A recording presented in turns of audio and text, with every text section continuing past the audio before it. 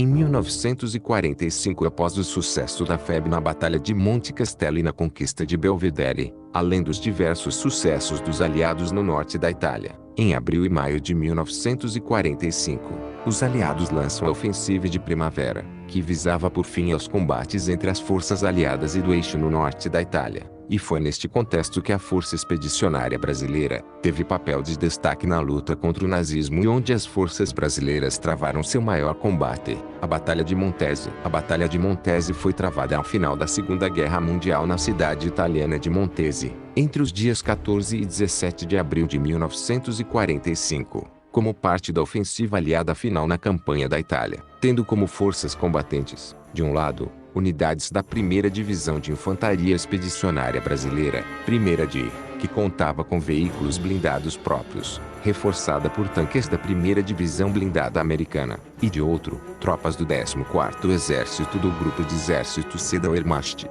Contrário às expectativas do comando aliado na Itália, a ofensiva de Primavera Boreal, final, que havia se iniciado uma semana antes, no setor do 8º Exército Britânico, não havia avançado muito, encontrando forte resistência das principais forças alemãs na Itália. Assim, a ofensiva no setor do Exército Americano, ao qual a 1ª Divisão de Infantaria Expedicionária Brasileira estava adscrita, iniciou-se a 14 de abril sem se beneficiar dos avanços que ainda eram aguardados no setor britânico.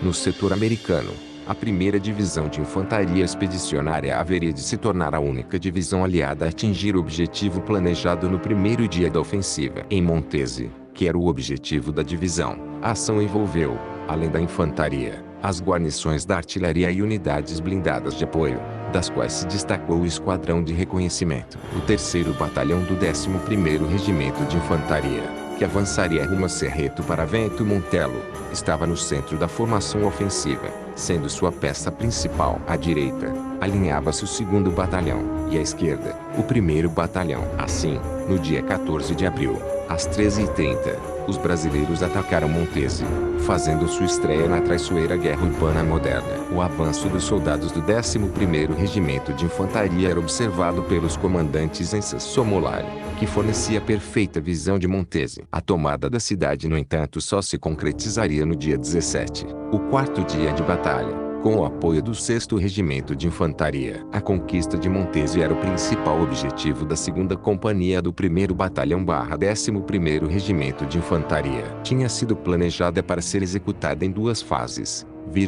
Primeira fase, missão preliminar, início às 9 com o ataque de 2 pelotões a 2 postos avançados do inimigo. Conforme previsto no planejamento, os 2 pelotões atacaram os objetivos, com forte reação do inimigo. O 1º pelotão foi detido pelo forte fogo inimigo, conseguindo conquistar o objetivo algumas horas depois. O 2º pelotão foi detido em um campo minado, sendo castigado pela concentração do fogo de artilharia. Neste ataque, seu comandante foi atingido mortalmente na cabeça. Devido a estes contratempos, o objetivo definido para o 2º pelotão não foi atingido. Segunda fase, ataque principal à cidade, com início às 12, também com 2 pelotões. Às 11h45, o comandante confirmou a operação, considerando-se como a hora H para o ataque principal. Na hora definida, o 1º pelotão atacou o cunho. Após vencido um trecho do percurso, foi atingido por intenso fogo de artilharia, barragem, que acabou cortando o fio do telefone em vários pontos, dificultando o contato entre as equipes. Somado a isto,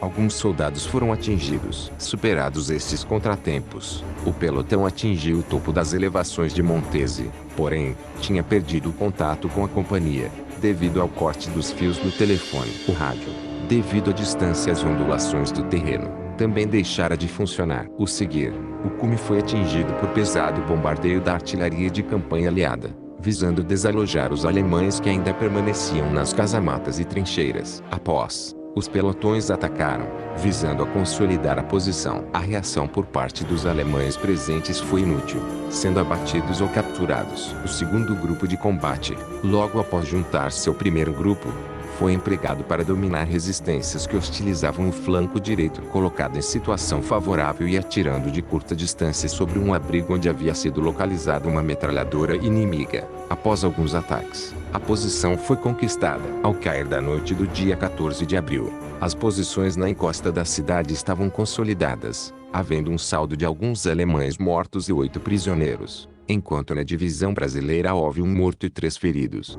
Segundo dia na manhã do dia 15, ainda com a artilharia alemã castigando a cidade, as tropas brasileiras ultimaram a limpeza da cidade. A tentativa desesperada das forças alemãs de retomar a cidade, a partir de então, iniciou aquela que seria, até hoje, a mais sangrenta batalha envolvendo forças brasileiras em território estrangeiro desde a Guerra do Paraguai. Os alemães cometeram um erro ao considerar o ataque da divisão brasileira a Montese, que no mesmo ataque, além do apoio de blindados americanos, também utilizou seus próprios carros de combate M8 e tanques M10 Destroyer e M4 Sherman, como sendo o principal alvo aliado naquele setor, tendo por conta disso disparado somente contra a divisão brasileira cerca de 1.800 tiros de artilharia, equivalentes a 64%, de um total de 2.800 tiros empregados contra todas as 4 divisões aliadas naquele setor da frente italiana.